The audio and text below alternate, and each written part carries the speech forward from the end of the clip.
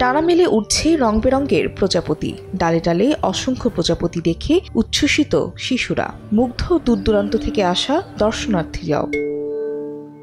প্রতি বছরের মতো এবারও প্রাণীবিদ্যা বিভাগের আয়োজনে জাহাঙ্গীরনগর বিশ্ববিদ্যালয়ে অনুষ্ঠিত হল প্রজাপতি মেলা। জহির রায়হান মিলনায়তনে বেলুন উড়িয়ে মেলার উদ্বোধন করেন ভিসি কামরুল আহসান। এবারের প্রতিপাদ্য উড়লে আকাশে প্রজাপতি, প্রকৃতি পায় নতুন গতি।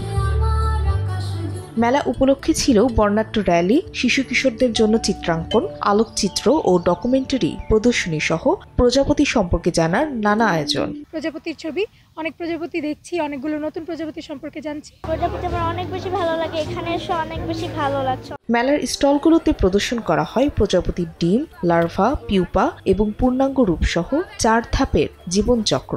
পরিবেশের ভারসাম্য রক্ষার জন্য অত্যন্ত গুরুত্বপূর্ণ ভূমিকা পালন করে। কেন হচ্ছে প্রজাপতি এত আমাদের পরিবেশের জন্য এতটা গুরুত্বপূর্ণ, সেইটা সাধারণ মানুষের মাঝে ছড়িয়ে দেওয়ার যে বার্তা, সেই জন্যই আসলে এই আনন্দঘন আয়োজন। তবে নগরায়ন, কীটনাশক ব্যবহার ও আবাসস্থলের জন্য দেশের বিভিন্ন স্থানে প্রজাপতির সংখ্যা কমেছে বলে জানান আয়োজকরা। আমরা যে বিভিন্ন ধরনের ফার্টিলাইজার ইউজ করি, এগুলো কিন্তু প্রজাপতির জন্য বান্ধবপূর্ণ না।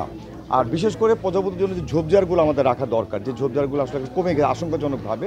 জাহাঙ্গীরনগর বিশ্ববিদ্যালয়ে প্রায় 200 একর এলাকা জুড়ে প্রজাপতির অভয়ারণ্য গড়ে উঠেছে। বর্তমানে সেখানে 101 জাতের প্রজাপতি বিচরণ করছে।